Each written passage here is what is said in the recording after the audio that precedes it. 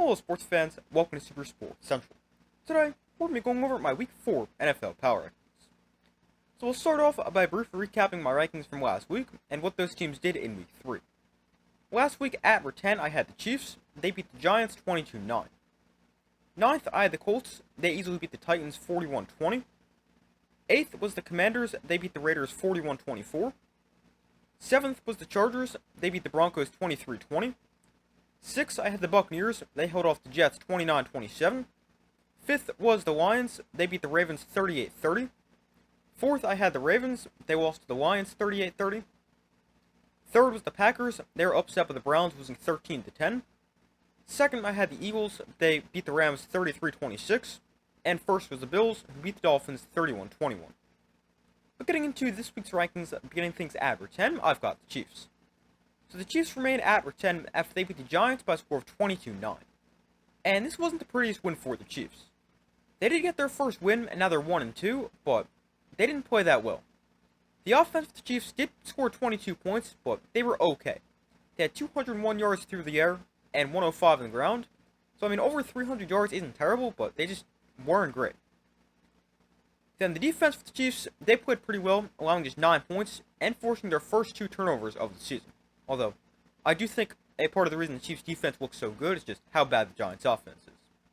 But, while the win wasn't super impressive, the Chiefs, they got their first win of the season. They're now 1-2. And I could understand dropping the Chiefs a spot or two, but I've got them remaining at number 10. 9th, I have the Colts. So the Colts, they remain at number 9 after they easily beat the Titans 41-20. And this was another good game for the Colts. Their offense played really well once again, and Daniel Jones threw for 228 yards and a touchdown. And Jonathan Taylor had a huge game, running the ball 17 times for 102 yards and found the end zone 3 times. And then on the defensive side, the Colts, they were also pretty good, allowing 20 points, getting 4 sacks, and forcing a turnover. But a good win for the Colts. They're now 3-0 for the first time since 2009, and I've got the Colts at number 9. Coming in at number 8, I've got the Commanders. So the Commanders, they're number 8 after they beat the Raiders by a score of 41-24. And the Commanders, they won this game pretty easily without Jayden Daniels. But even though they didn't have Jayden Daniels, the offense was still pretty good. Marcus Mariota got the start at quarterback, and he was solid, throwing for 207 yards and a touchdown, and also running for 40 yards and another score. And the Commanders, as a team, they ran the ball extremely effectively, with 201 rushing yards and 3 touchdowns on 6.3 yards per attempt. Then the defense for the Commanders, they also played well. They did allow 24 points, although 14 of them came in garbage time.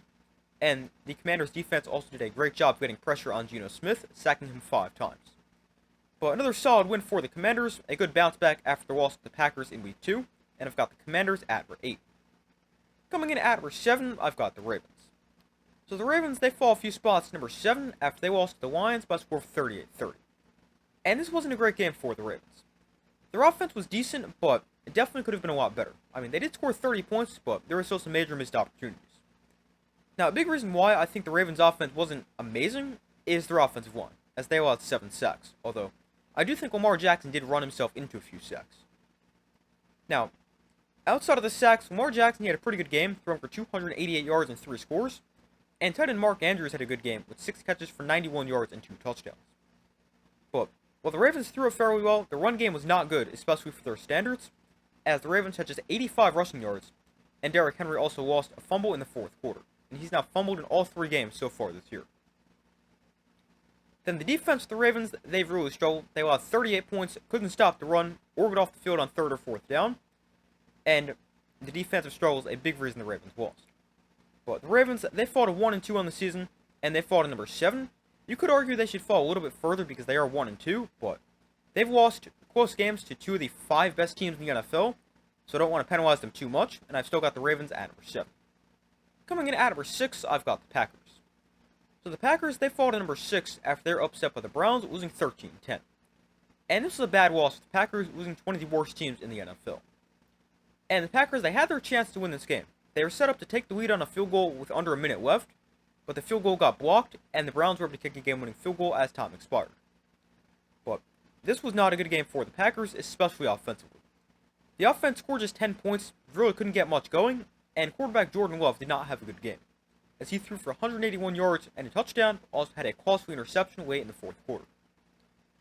And the Packers didn't run the ball too effectively either, as they had just 81 yards on 2.6 yards per carry. Then defensively for the Packers, they continue to play well, allowing just 13 points and 3.9 yards per play. And the defense, they put the team in a position to win. The offense just wasn't good enough, and that's a big reason the Packers lost. But the Packers, after a bad loss to the Browns, I've got them falling to number 6. Coming in at number 5, I've got the Buccaneers. The Buccaneers check in at number 5 after they beat the Jets by a score of 29-27. And this was an interesting game for the Buccaneers. They were up big entering the fourth quarter as they led 23-6, but then they allowed 21 straight points before they kicked a game-winning field goal as time expired. But on the offensive side of the ball, the Buccaneers, they put up 29 points, but the offense was only okay. They weren't anything too impressive because they only had one offensive touchdown and really struggled to finish drives as they went just 1 for 5 in the red zone and were forced to settle for 6 field goals. Now, the defense for the Buccaneers, they played pretty well until the fourth quarter, where they allowed 21 points. But overall, the defense was pretty good for the Buccaneers, forcing 2 turnovers and returning 1 of them for a touchdown. In the defense, they also got 4 sacks. But this was a solid win for the Buccaneers. They can definitely improve quite a bit after this game, but they're 3-0, and I've got them at 5. Number 4, I've got the Chargers. So I've got the Chargers moving up to number 4 after they beat the Broncos by a score of 23-20 on a walk-off field goal. And this was another great win for the Chargers. The Chargers offense played well once again, and they did it against a great Broncos defense. Justin Herbert threw for 300 yards, a touchdown, and an interception.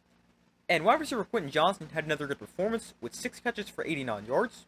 And he's been really good to start the year, and it looks like this could be a big breakout year for him, as he's currently 6th in the NFL in receiving yards, and he's had at least 70 receiving yards in all 3 games.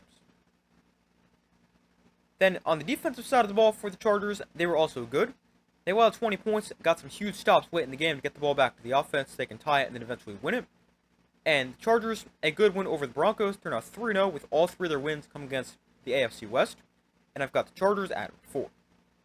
Third, I have the Lions. So the Lions move up to number 3 after a 38-30 win over the Ravens. And this was a really good win for the Lions. On the offensive side of the ball, they played really well with 38 points. And I was a little concerned about their offense after their poor showing week 1.